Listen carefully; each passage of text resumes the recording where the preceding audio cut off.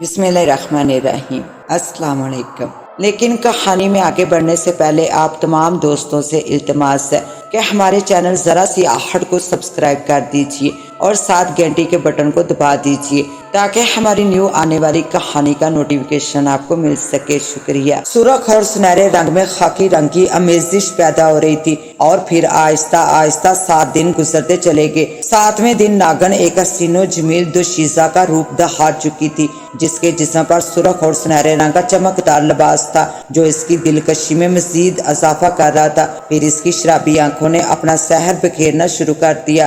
ادھر راجو بستی میں پہنچ گیا اور تمام بستی والوں کو اکٹھا کر کے خوشخبری دی کہ اس نے اپنے بھائی کے ساتھ مل کر ایک ایسی ناگن پکڑ لی ہے جو کچھ عرصے بعد انسان کا روپ دہارنے والی ہے۔ تمام بستی والے یہ خبر سن کر خوشی سے ناچنے لگے مگر راشو بابا کے چہرے پر عجیب سی بے چینی آ گئی۔ پھر راشو بابا نے تمام بستی والوں سے کہا کہ ایسی ناگن جو بہت جلد انسان بننے والی ہو بہت زیادہ پر اسرار قوتوں کی مالک ہوتی ہے، اور اگر خدا نہ خواستہ وہ اب تک ناگن بن گئی ہوئی یا ہمارے وہاں پہنچنے سے پہلے ناگن بن گئی تو وہ کینچی سپیرے کو اپنے سحر میں مبتلا کر دے گی۔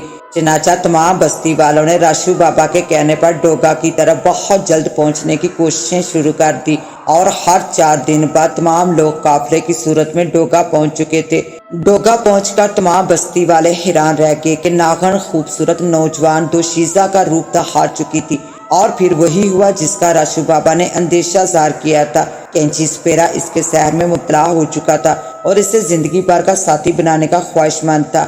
راجو، راشو بابا اور بستی کے تمام لوگ اسے سمجھاتے رہے مگر وہ یہی کہتا رہا کہ یہ پہلے ناگن تھی مگر اب نہیں ہے، اب یہ ایک لڑکی ہے، بالکل انسان۔ اگر یہ ناگن تھی اور اگر ہے بھی تو پھر بھی مجھے اس سے کوئی فرق نہیں پڑتا، اور پھر ہم کسی انسان کو قتل بھی نہیں کر سکتے۔ پورا قبیلہ اسے سمجھانے کی کوشش کرتا رہا مگر اس کے سر پر ناگن کا سحر طاری ہو چکا تھا۔ راجو اپنا سر پیٹتا رہ گیا۔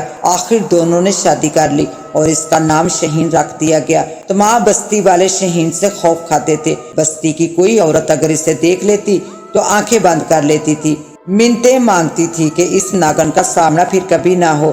پھر کچھ دنوں بعد بستی میں خبر پھیل گئی کہ شہین ماں بننے والی ہے۔ راشو بابا یہ خبر سنتے ہی کینچی سپیرے کے پاس گیا اور اسے خبردار کیا کہ شہین انسانی وجود میں آ کر بھی ایک ناگن ہی ہے اور اگر اسے ختم نہ کیا گیا تو بستی والوں پر کوئی عذاب ٹوٹ پڑے گا۔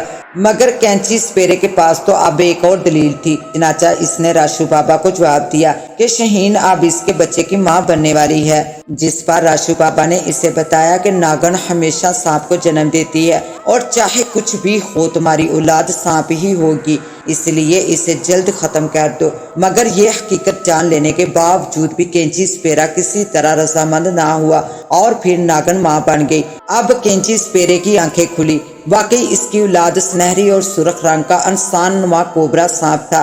کینچی سپیرا چیختا چلاتا راشو بابا کے پاس پہنچا مگر بہت دیر ہو چکی تھی۔ راشو بابا نے کہا، میں نے تمہیں پہلے ہی خبردار کیا تھا کہ ناگن کبھی انسان کو جنم نہیں دے سکتی، مگر تم پر تو ناگن کا جادو چڑھ چکا تھا۔ کینچی سپیرا ان کی منت سماعت کرنے لگا کہ کسی بھی طرح ہو ان دونوں سانپوں سے اسے نجات دلائی جائے، اللہ کے واسطے اس کی مدد کرو۔ راشو بابا نے کچھ دیر سوچا اور پھر اسے ایک خنجر دیا اور کہا کہ اسے اس ناگن کی گردن میں دھوکے سے اتار دو اور پھر اسی خنجر سے اس کوبرا کو بھی ختم کر دو۔ اور کینچی سپیرا ناگن کو ختم کرنے میں کامیاب ہو گیا مگر اس کی اولاد کوبرا اس سے بچ کر بھاگ گیا۔ راشو بابا نے ناگن کے جسم کو جلا دیا تاکہ وہ کسی روح یا چڑیل کی شکل میں نہ آ جائے۔ اس واقعے کے بعد کوبرا کو شمال میں کئی بار دیکھا گیا مگر کوئی بھی اسے پکڑنے میں کامیاب نہ ہو سکا، اور پھر کوبرا 4 فٹ کا لمبا اور خطرناک کوبرا سانپ بن گیا۔ کچھ عرصے کے بعد راشو بابا کو اس کوبرا نے ڈس لیا اور وہ 7 دن میں انسان سے کوبرا بن گیا۔ اب وہ کوبرا جس انسان کو بھی کاٹتا ہے وہ کوبرا سانپ بن جاتا ہے۔ اس پر کوئی سحر، کوئی طریقہ کارگر نہیں سوائے اس کے کہ اسے چاقو سے قتل کیا جائے، اور اس کوبرا کو پورے علاقے میں انسان نسل کا کوبرا کہا جاتا ہے۔ یہ کہہ کر بابر استاد خاموش ہو گئے تو ایک سپیرے نے کہا، بابر استاد، سنا ہے تمہارے دادا کو ڈوگا کے ہی علاقے میں زندہ جلا دیا گیا تھا، کیا یہ بھی؟ اور پھر اس نے اپنی بات ادھوری چھوڑ دی۔ بابر استاد کی آنکھوں سے آنسو لڑکیوں کی طرح چھلکنے لگے۔ ہاں، یہ اسی دن کی بات ہے، میں اپنے دادا کے ساتھ شمل کی طرف چلا گیا۔ جوگی سپیرے ساگر نے ہمیں بہت منع کیا مگر ہم نہ مانے، اور پھر اس نے جاتے ہوئے ہمیں ایک خنجر دے دیا تاکہ ہم اس سانپ یعنی انسان نسل کے کوبرا کو ختم کر سکیں، مگر ہم ایسا نہ کر سکے۔ ہم ایک گھنٹہ بین بجاتے رہے مگر وہ قابو نہ آیا، اور نہ ہی اس نے ایسا موقع دیا، اور پھر میں لڑکھڑا کر گر پڑا۔ یہ موقع کوبرا کے لیے بہت مفید ثابت ہوا۔ وہ فوراً میری طرف لپکا۔ میرے دادا نے اسے مجھ تک پہنچنے سے روکنا چاہا مگر ناکام ہو گئے، اور پھر وہ میرے ساتھ لیٹ کر سانپ کی راہ میں حائل ہو گئے۔ سانپ نے دادا کو کاٹ لیا اور میں بے ہوش پڑا رہا۔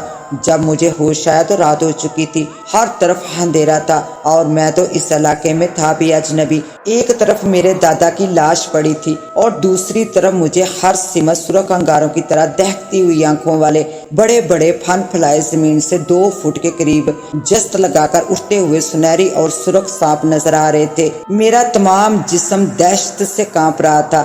میں نے خوف سے چیخنا چلانا شروع کر دیا۔ میری آواز میں کچھ دیر بعد ایک اور آواز شامل ہو گئی تو میں خوف سے کانپ اٹھا، مگر میرے خاموش ہونے پر مجھے پتا چلا کہ مجھے کوئی بلند آواز سے پکار رہا تھا۔ یہ آواز میرے تقریباً شمال سے ڈوگا کی طرف سے آ رہی تھی، جس کا مجھے بعد میں پتا چلا۔ اور پھر کچھ ہی دیر بعد جوگی سپیرا میرے سامنے تھا۔ وہ میرا اور دادا کا انتظار کرتا رہا مگر ہمارے نہ آنے پر اسے خطرے کا احساس ہو گیا، لہٰذا وہ ہماری تلاش میں جنگل میں آ گیا۔ اور پھر میری چیخو پکار سن کر اس نے مجھے پکارا اور گھنی جھاڑیوں اور کانٹوں میں سے گزرتا ہوا مجھ تک پہنچ گیا۔ اس کی آواز سے میری جان میں جان آئی اور پھر خوف قدرے کم ہوا۔ اس کے بعد ہم دونوں بہت مشکل سے کسی نہ کسی طرح اس لاش کو جوگی سپیرے کے گھر لے آئے اور خوف سے کانپتے ہوئے نہ جانے کس لمحے نیند کی آغوش میں چلے گئے۔ پھر صبح ہوش آیا تو بستی والوں کے شور کی آواز پر میں بھاگ کر باہر آیا تو میری خوشی کی انتہا نہ رہی۔ میرا دادا زندہ تھا مگر اس کا چہرہ زرد پڑ گیا تھا، چہرے کے گرد سیاہ حلقے بنتے جا رہے تھے اور جسم آہستہ آہستہ پھٹ رہا تھا۔ پھر میرے دادا نے لڑکھڑاتی آواز میں التجا کی، مجھے زندہ جلا دو، اور پھر نہ چاہتے ہوئے بھی مجھے بستی والوں کے ساتھ اپنے دادا کو زندہ جلتے دیکھنا پڑا۔ یہ کہہ کر بابر استاد دھاڑے مار مار کر رونے لگا۔ جو ہی بابر استاد نے داستان ختم کی، کیسو کی ماں اور بابا چیختے چلاتے اپنی کٹیا کی طرف بھاگے۔ نہیں نہیں میرے بچے، میں تجھے سانپ نہیں بننے دوں گی، نہ ہی کوئی تجھے جلا سکتا ہے۔ تو میرا بچہ ہے، تو ہمیشہ میرے پاس رہے گا۔ وہ دونوں میاں بیوی اپنے جوان بیٹے کو دیکھ دیکھ کر خون کے آنسو رو رہے تھے۔ پھر تمام بستی والوں کے زور دینے کے باوجود انہوں نے اپنے کیسو کو ہاتھ تک نہ لگانے دیا، جلانا تو دور کی بات تھی۔ اسی رات بابر استاد رو رو کر نڈحال ہو چکا تھا اور اسے تیز بخار نے جکڑ لیا۔ 2 دن تک بابر استاد زندگی اور موت سے جنگ لڑتا رہا مگر اب وہ اپنی زندگی کے دن پورے کر چکا تھا۔ وہ آخری دم تک بستی والوں کو یہی نصیحت کرتا رہا کہ کیسو کو جلا دو، اسے زندہ جلا دو، ورنہ وہ ایک انسان نسل کا کوبرا بن جائے گا۔ 2 دن تک تمام بستی والے بابر استاد کی موت پر آنسو بہاتے رہے۔ ان کا ایک محسن جو ہر دکھ تکلیف میں ان کے لیے خدا کی طرف سے فرشتہ بن جاتا تھا، ان سے بچھڑ گیا تھا۔ بابر استاد کی موت نے بستی کے ہر چھوٹے بڑے کے ذہن میں صرف بابر استاد کی موت کا رنج بھر دیا تھا، اور جب وہ اسے دفنا کر قبرستان سے واپس لوٹے تو انہیں کیسو کا خیال آیا کہ بابر استاد نے انہیں مرنے سے پہلے وصیت کی تھی کہ کیسو کو جلا دیا جائے۔ کیسو کو سانپ کے ڈسے آج 6واں دن تھا۔ اس کا تمام جسم سرخ اور سنہرے رنگ میں تبدیل ہو چکا تھا۔ بازوؤں کو جسم نے اپنے اندر دنسا لیا تھا، دونوں ٹانگیں ایک دوسرے کے اندر دنس گئی تھی۔ چہرہ بگڑ کر بالکل سانپ کی طرح ہو گیا تھا، زبان باریک ہو کر منہ سے باہر لٹک گئی تھی، اور وہ بہت جلد ایک کوبرا کی شکل اختیار کرنے والا تھا۔